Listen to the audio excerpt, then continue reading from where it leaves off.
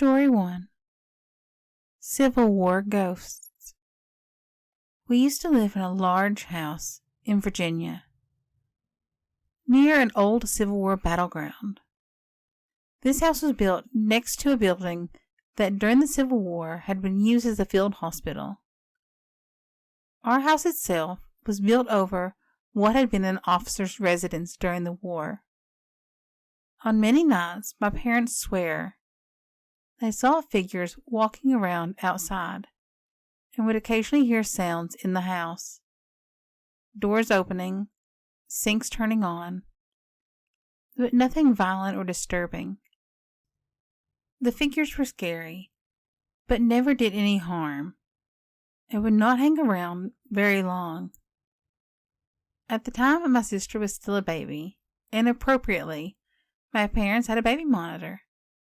One night my sister started crying in her crib. While my parents were arguing about who would go comfort her, they heard the sound, thump, thump, thump, creak, over the monitor. You could hear the door to my sister's room open.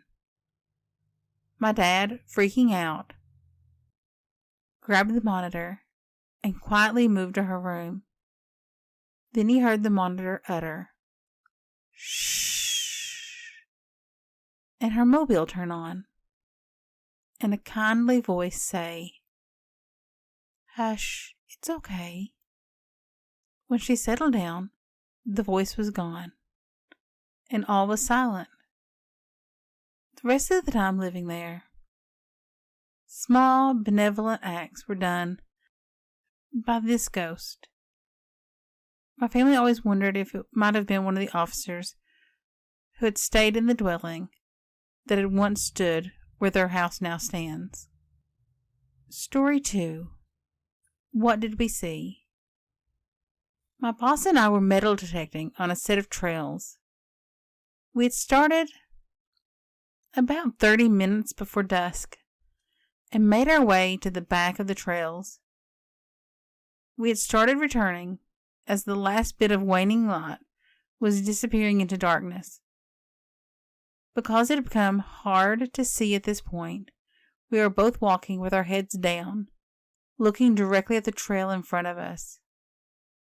Curious how much further we would have to walk, I looked directly forward, and something caught my eye.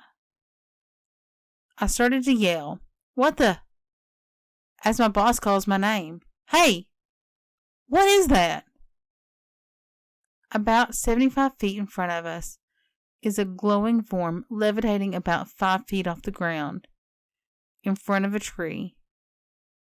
It literally looked like a floating ghost decoration that you'd see in someone's yard for Halloween, except it was illuminated from within.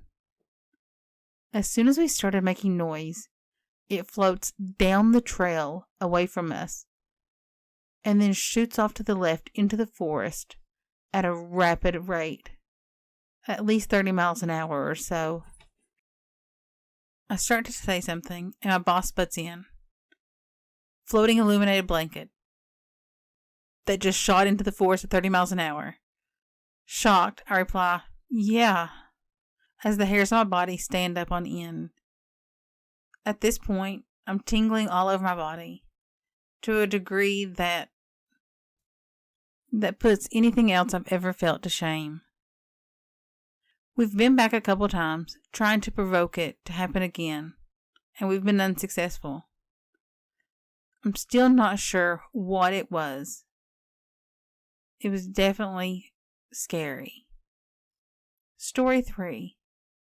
Mom, are you okay? Many years ago, I came home late from a club. I was completely sober. I had to work the next day, and I was riding my motorcycle. I pull up outside of my house and found my mom waiting at the door. It's a loudish bike, and it was around 3 a.m. She looked kind of not right. I figured maybe because it was so late. She turned right and went into her bedroom. But while she was closing the door, She also went straight down the corridor to the kitchen. I thought I was seeing things. I just clearly saw her walk into her bedroom, and she was still closing the door to her bedroom. So I walked down the corridor into the kitchen, and there my mom was, with her back turned, looking out the window. She was kind of swaying ever so slightly from side to side. I had this sudden burst of goose pimples all over my body. And I said, "Mom?" She turned around with this really creepy, frowny, toothy smile.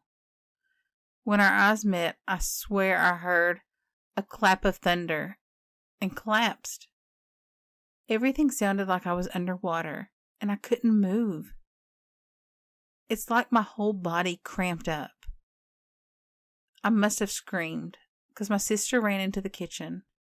She looked kind of not all right, too. I can't explain. It was just really creepy. My dad comes running in. He puts his hand on my forehead, and he starts to say some stuff that I really couldn't understand. And then everything was gone. I lay there sobbing and shaking violently. I had no idea what just happened. To this day, I don't know what happened. If I visit my mom, and she's in the kitchen when I go to visit, I won't walk in. I'm still prone to freakish nightmares.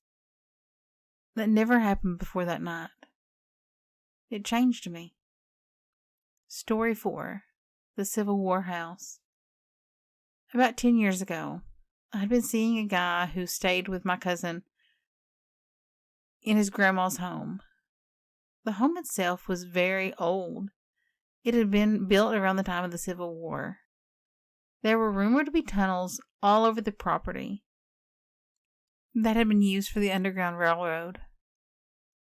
This was confirmed by my grandfather before his death.